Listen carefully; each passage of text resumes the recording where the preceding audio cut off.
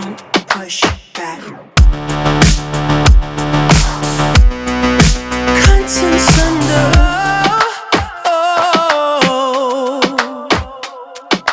Don't push back.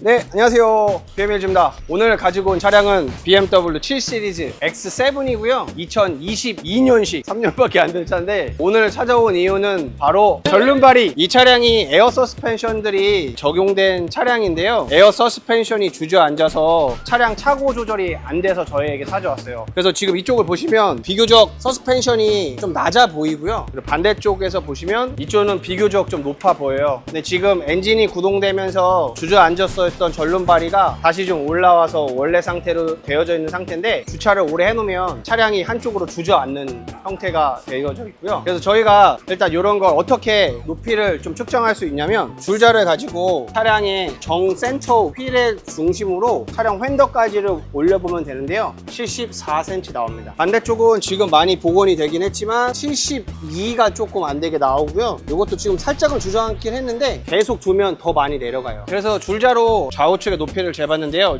에어 서스펜션이 좀 터졌고 에어 서스펜션이 왜 자꾸 이렇게 문제가 되고 어떤 이점과 어쩜 또 좋지 않은 점이 있는지 영상에 같이 좀 담아보도록 하겠습니다. 그럼 작업 가시죠.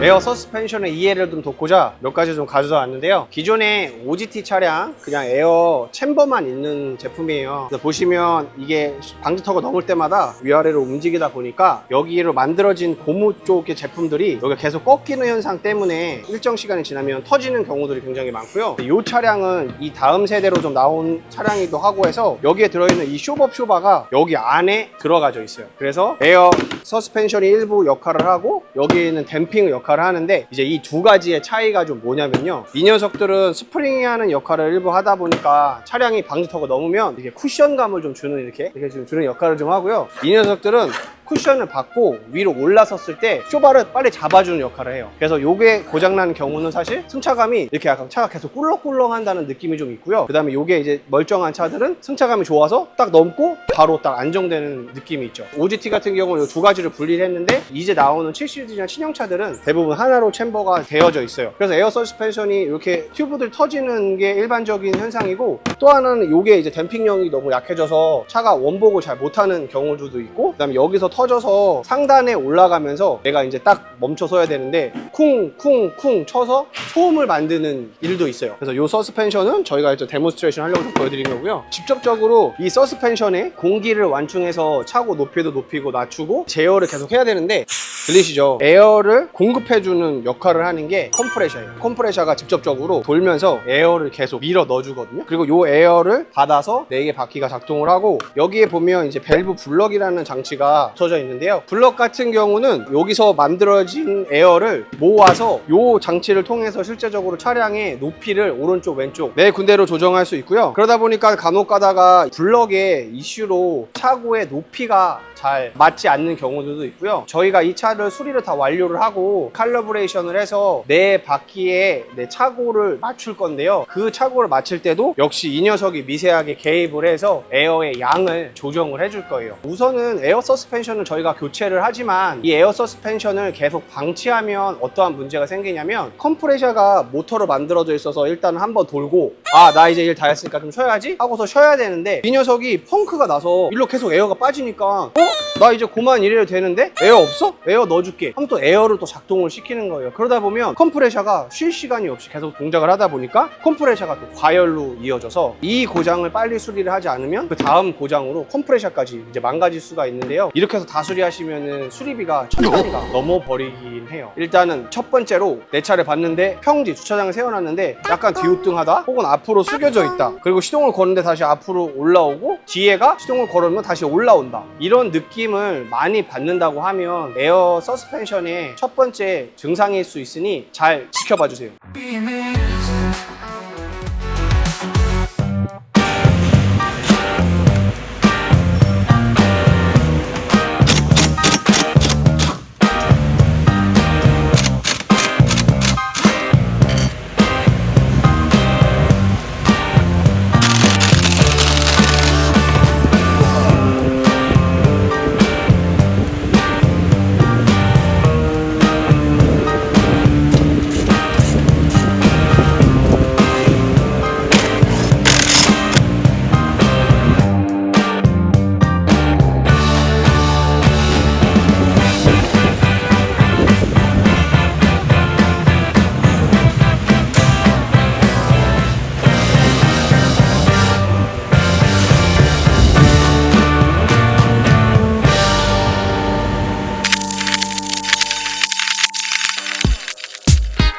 네, 요거는 작업한 차량의 서스펜션을 좀 보려고 하는데요. 안에를 열면 이렇게 에어 챔버가 따로 들어가져 있어요. 그리고 여기에 서스펜션 같이 들어가져 있고, 여기는 압력을 조정해주는 압력 조정기가 따로 들어가 있거든요. 그래서 보통 아까 보여드린 것처럼 여기에서 이제 사실 많이 누설이 되고요. 그래서 거품을 일단 좀 뿌려서 에어를 집어넣고 어느 부분에서 많이 터져 나오는지 한번 볼게요. 네, 빼겠습니다.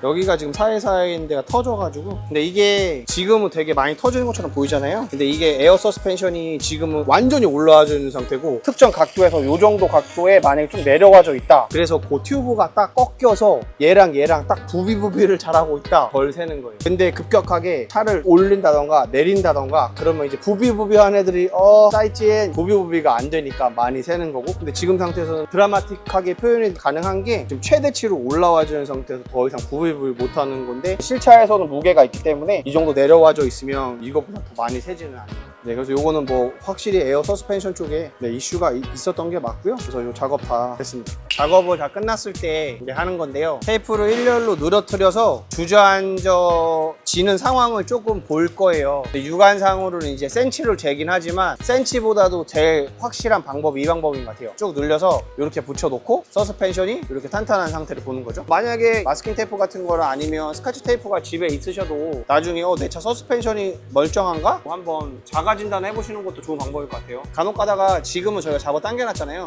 굉장히 탄탄해요. 근데 차가 슬립 모드로 넘어가면서 이제 차도 잠을 자거든요. 서스펜션이 아주 미세하게는 내려올 수 있어요. 그래서 네 바퀴 전부가 조금씩은 내려와 있다, 그 정도 범주는 정상으로 보셔도 되고, 한쪽 바퀴만 유난히 많이 주저앉았다, 그쪽 바퀴 쪽에 이슈가 있다고 보시면 좋을 것 같습니다. 이제는 시운전을 한번 가볼 시간입니다. 우선 진단기를 꽂아서 진단기에 고장 코드가 남아있는지 좀 확인했는데요. 다행히 에어 서스펜션 관련된 고장 코드가 남겨져 있는 건 하나도 없어서 다행인 것 같아요. 그래서 우선 시운전 해서 승차감에는 별다른 문제가 없는지, 아니면 차량에 느낌인 상이한 게 없는지, 그리고 작업한 부위 쪽에서도 작업이 잘 되는지 일단 시운전을 해보면 좋을 것 같고요. 제가 생각했을 때는 요리사들이 시식을 해보잖아요. 이 요리가 잘 되는지. 정비사들도 시운전을 통해서 이 차가 맛있게 고쳐졌는지 확인해야 된다고 생각합니다. 그럼 맛있게 고쳐졌는지 한번 가보시죠. 그래서 이 차량은 우선은 직진해서 차가 안 나가거나 엔진 경고등이 뜨는 차는 아니라서 차를 급하게 빨리 달려보거나 그럴 이유는 전혀 없을 것 같고요. 다만 도로가 좋지 않은 도로에서 소리를 좀 들어볼 거예요. 소리가 괜찮고 하체에 별다른 이상이 없는지, 이렇게 방지턱들도 좀 넘어보고요. 지금 상태에서는 특별하게 소리는 없는 것 같아요. 이제 저희 차주분이 또 요청을 해주신 게, 차량이 그 서스펜션 말고 다른 소음이 있다고 얘기를 해주신 부분이 있어서 그 부분도 좀 해볼게요. 네, 서스펜션은 너무 좋습니다. 뒤쪽에서도 조향 장치가 들어가 있는 것 같아요. 그래서 차량을 선회할 때 핸들을 꺾어보면 뒷 타이어가 움직이는 느낌이 좀 있거든요. 그래서 어디서 많이 느끼냐면, 선회할 때 뒷 타이어가 뒤쪽에서도 스티어링이 조향을 해주면 차가 선회하는 폭이 되게 좁아져요. 그래서 주차하거나 이럴 때 굉장히 편하거든요. 좋습니다. 좁은 공간에서 핸들 돌리고 이럴 때 너무 좋아요. 하지만 기능이 많을수록 고장이 많다는 거, 일부러 매누얼 좀 밟아볼게요. 이렇게 괜찮아요. 정확한 거는 모르겠지만 차주분이 왠지 말씀해주신 부분이 이쪽 앞바퀴에서도 소리가 좀 난다고 얘기해주신 부분이, 서스펜션에서 왜 그 댐핑 역할하는 그 댐퍼 있잖아요. 댐퍼가 약간 안 좋으면 소리가 나기도 하거든요. 근데 하체 부품 중에 볼 조인트나 부싱이나 이격에서 생기는 이격음은 제가 봤을 때는 아닌 것 같고요. 둔탁한 소리인 것 같고요. 근데 항상 저희도 이제 소리와 많이 싸움을 하긴 하지만, 제일 중요한 게 뭐냐면 이 소리를 고객분과 함께 공유하는 거예요. 그래서 이 소리가 정확하게 내가 문제로 삼고 있는 소리다, 이 소리를 서로가 공유를 정확하게 하고 차량을 정비를 해야 나중에 이 소리가 아니라 끽 소리였는데요? 이렇게 되는 경우가 있어요. 우리는 따따따따 소리를 고쳤는데 고객님은 뚜뚜뚜 하는 소리가 나는 거죠. 따따따 뚜뚜. 항상 소음과 관련된 건 정확하게 그쪽 부분에서 나는 소리가 어느 부분에서 소리를 제일 불편해하시는지를 확인하는 게 제일 중요한 것 같아요. 이 차량은 제가 봤을 때는 개인적으로는 이쪽 댐핑에서 나는 소리 때문에 컴플레인을 주시지 않으셨을까 생각을 하긴 하는데, 사실 운행해보면 그게 나쁘진 않은 것 같고 신경 전혀 못 느껴요. 그렇죠. 대표님 수많은 시운전을 다니시면서 X7M인데 주차들에 대해서 장점이나 단점 이런 것들이 혹시 있을지?